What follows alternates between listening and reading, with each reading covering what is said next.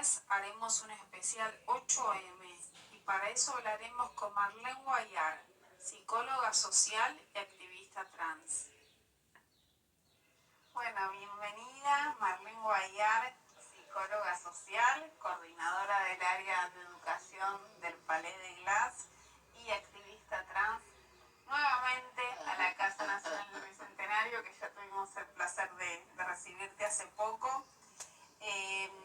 En esta edición de Debates Urgentes está dedicada al 8M, Día Internacional de la Mujer Trabajadora, y este día tradicionalmente en Argentina era un día dedicado a las mujeres cis para regalar flores, bombones, descuentos en shoppings, totalmente despolitizado y nada que ver con la tradición del día del 8 de marzo.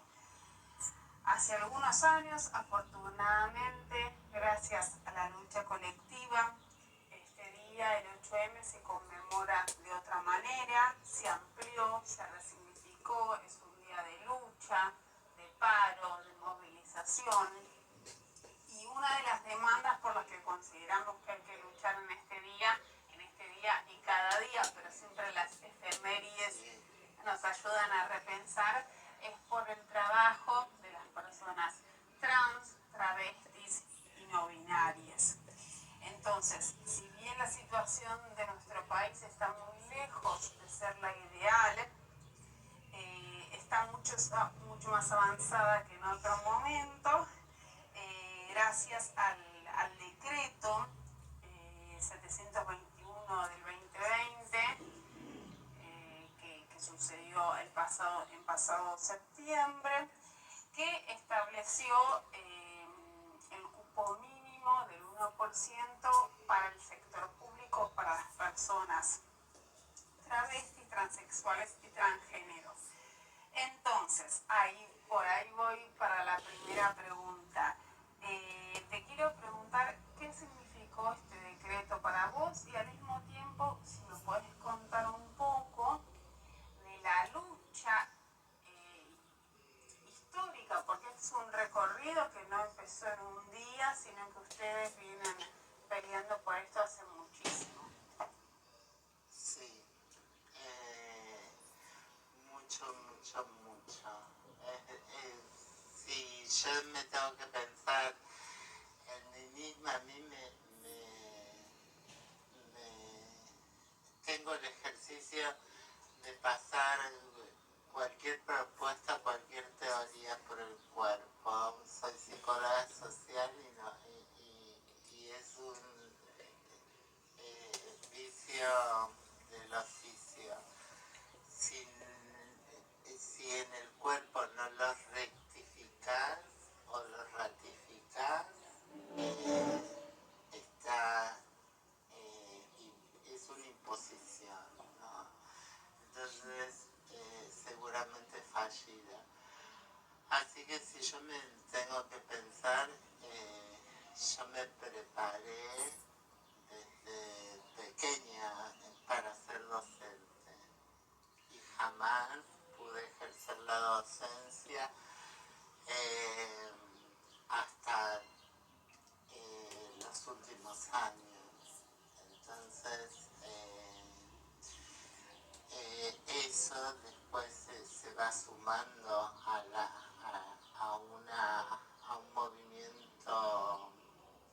movimiento más organizado a través de las organizaciones travestis y demás, que en un principio obviamente y permanecen confrontando a la sociedad respecto de que del ejercicio prostitutivo y la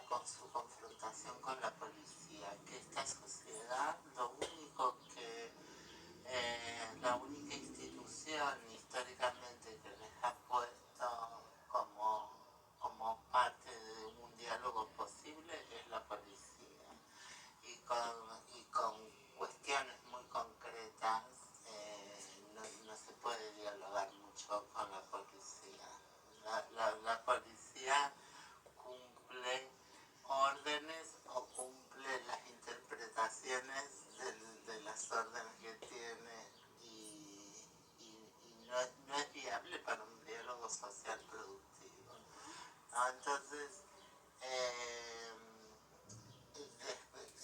luego de esa primera impronta, lo primero que sale, que surge, es el tema de si la prostitución es trabajo o no, y si la prostitución está impuesta o no. Y lo primero que, por donde fuimos primero, es que era una imposición. Loana, Diana, todas siempre les hacía ver que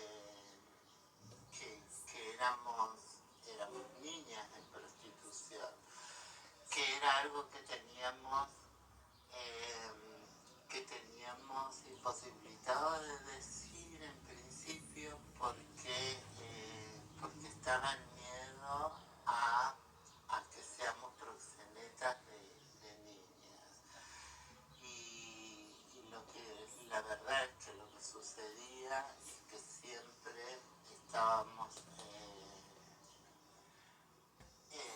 resguardando, recibiendo, protegiendo a las niñas que eran una misma, ¿no? Las nuevas niñas que venían, que por estadísticas se estableció entre los 8 y los 13 años, pero esto a partir de infancias libres ahora se está bajando, ni bien toman la palabra las niñas.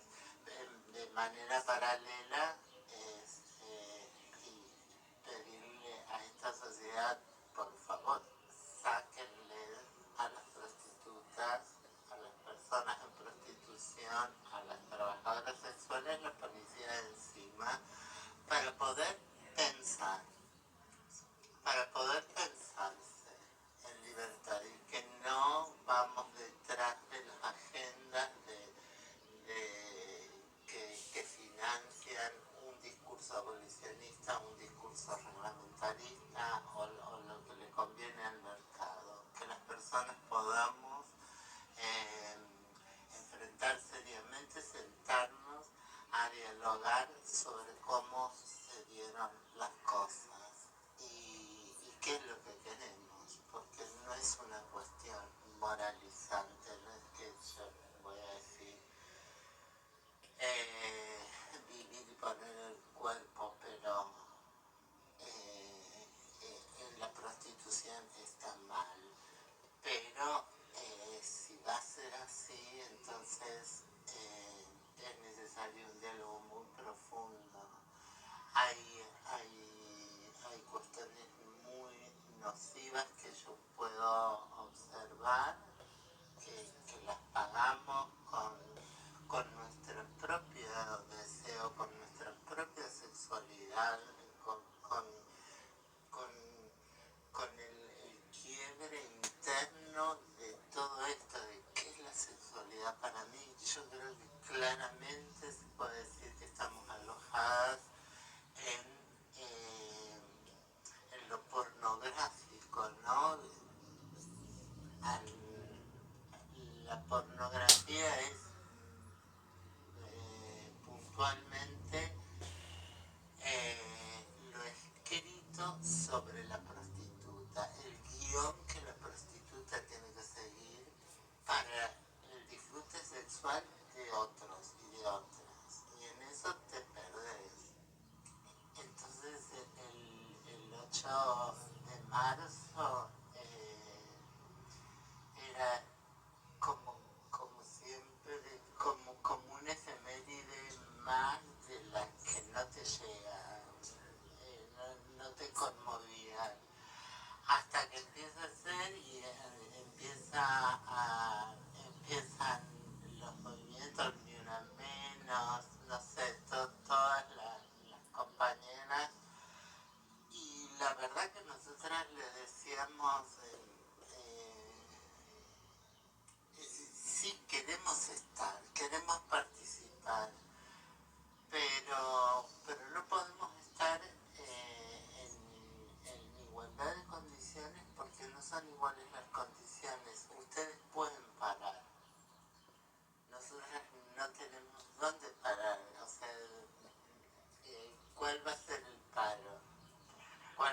empleador, Claro. si no estamos. Entonces, las demandas que nuestras deben ser específicas, deben ser, vamos por la inclusión laboral. Así que eso fue un proceso, un diálogo con el movimiento de mujeres, con el feminismo, que bueno, tomó el sallo y obviamente todavía esta sociedad son tan largas las demandas que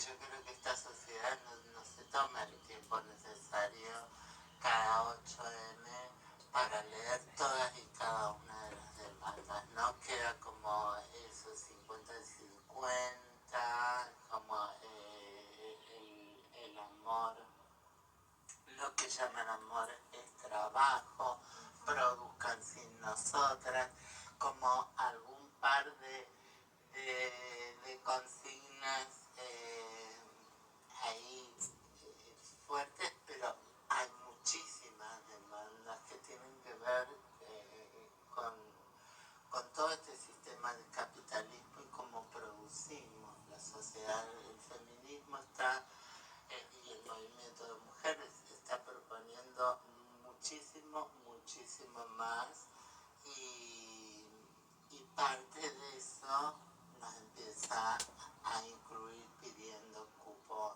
laboral travesti trans. Entonces, cuando el presidente toma esta iniciativa, a mí realmente me conmovió porque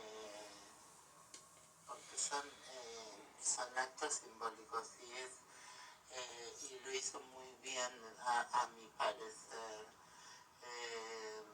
Se puede ir por una ley y se puede fomentar el diálogo y demás, pero en lo que le concernía a su responsabilidad, tomó la iniciativa y marca el rumbo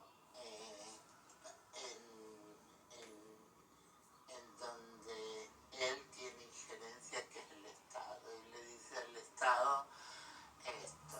Entonces hay que empezar a trabajar en esto y creo que le está diciendo al resto de las instituciones esto es por acá de venir, esto es lo que me corresponde a mí, esto es lo que le corresponde al Estado y así lo hago. Se huele que viene pronto porque realmente es una ley que, como me estás contando, vienen desde hace un montón luchando y que se merece tener una ley nacional que sea superadora incluso del decreto, porque hay algunas diferencias respecto del decreto, ¿no es cierto? Sí. Sobre todo porque hay diferencias desde una visión histórica, digamos.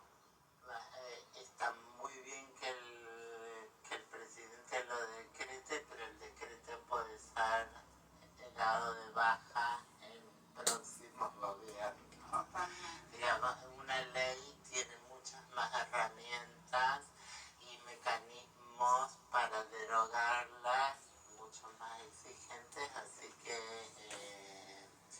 es más difícil y se puede defender en las calles mucho más la no derogación de una ley que el decreto presidencial. Y por otro lado,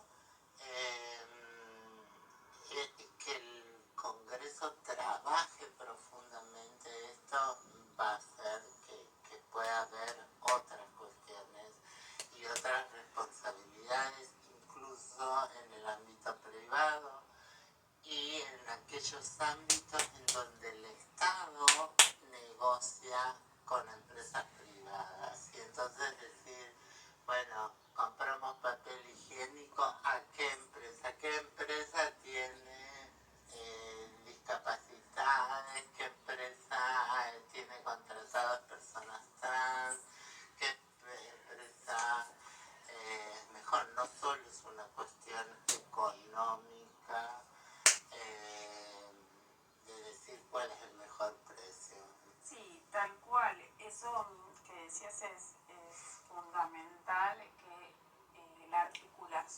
el sector privado, o sea, el proyecto de ley, Diana Zacayán, Silvana Berkins, porque tiene esos nombres y está buenísimo traerlas a las compañeras que vos recién las habías mencionado. Tiene algunas cosas puntuales a diferencia del decreto, como retirar la condición de los antecedentes penales, que es clave, ¿no es cierto? Porque como decís vos, la institución con la que han articulado desgraciadamente toda la vida es con la policía, entonces sacar esa obligatoriedad que hay ahora y al mismo tiempo los incentivos con el sector privado. Y yo te quería preguntar eso, ¿cómo ves la posibilidad de avanzar con un cupo laboral trans y travesti también en el sector privado? Porque la realidad es que la mayoría de las personas trabajan en el sector privado, no en el público, entonces es fundamental. Sí, a mí me parece también fundamental y creo que hay algunas empresas internacionales con responsabilidad. No me preocupa si es marketinera o solamente o no, pero están avanzando hacia esto y entonces entonces el Estado lo que hace es tomar ese fallo, es decir, las personas no están capacitadas. Bueno, el Estado va a dar incentivos y posibilidades de herramientar a las personas para que puedan ingresar y mientras ingresan tengan las empresas ciertos beneficios porque están ayudando a formar a las personas, pero que mientras tanto esas personas tengan el sueldo, tengan las posibilidades concretas de formarse y tengan resguardo social, ¿no? Claro, los que se derechos. encuentren cubiertas. Y eso me parece que es importantísimo y por ahí puede haber personas pensando siempre esto, bueno, pero ¿por qué les voy a decir? Bueno, porque Argentina ha hecho mucho en contra. Entonces está resarciendo y esto no alcanza. Esto no alcanza, es el piso, es el mínimo. Así que no digamos ni mu. Yo tengo mi propia experiencia, yo entré al Ministerio de Trabajo, que fue mi tercer empleo, creo, pero el más fijo. Y la verdad que como fue una cosa muy piloto, no había mucha experiencia previa, no estaban estas capacitaciones. Y yo me capacitaron mis compañeras y mis compañeros y en lo que se necesitaba nosotros estábamos en un área particularmente donde se hacían muchas diferentes tareas administrativas, tareas técnicas y tareas a veces políticas. Y entonces las compañeras, dependiendo de qué, y los compañeros me iban capacitando y refrescando y viendo dónde se me necesitaba y sucedía. Y yo así no solo aprendí a realizar esas tareas y a llevarme bien con las compañeras y a ver la dinámica, sino que aprendí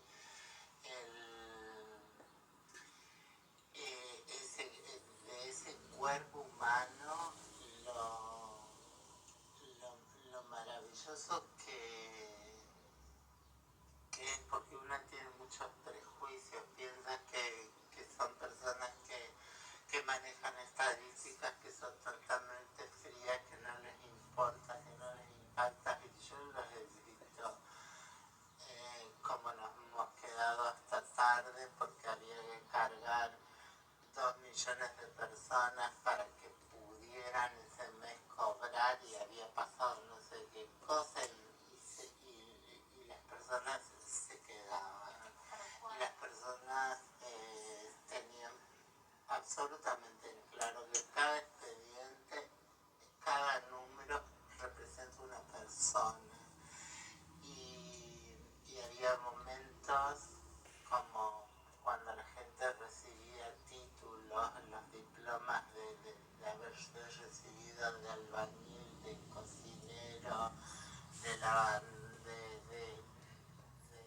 los diferentes oficios. pues, oficios que prestábamos. Y las cartas, los abrazos, las tortas, los frascos de dulces, las empanadas que nos han regalado y todos esos números cobran corporeidad, ¿no? Que se hacen cuerpos, se hacen sonrisas. Digo, yo aprendí muchas cosas, pero aprendí de la calidad de las y los empleados públicos. ¿Cuáles pensás que van a ser los mayores desafíos para las personas trans, travestis o binarias que ingresen con este sistema a trabajar en el Estado? Y es muy interesante porque yo creo que vamos a... se va a producir un movimiento en varios movimientos, obviamente, pero uno que nos va como comunidad instar a madurar, ¿no? Y a salir un poquito del reclamo, digo, los lugares que se conocen y los preestablecidos, ha ido teniendo estrategias que te dan éxito. Entonces, bueno, levantas la voz o te largas a llorar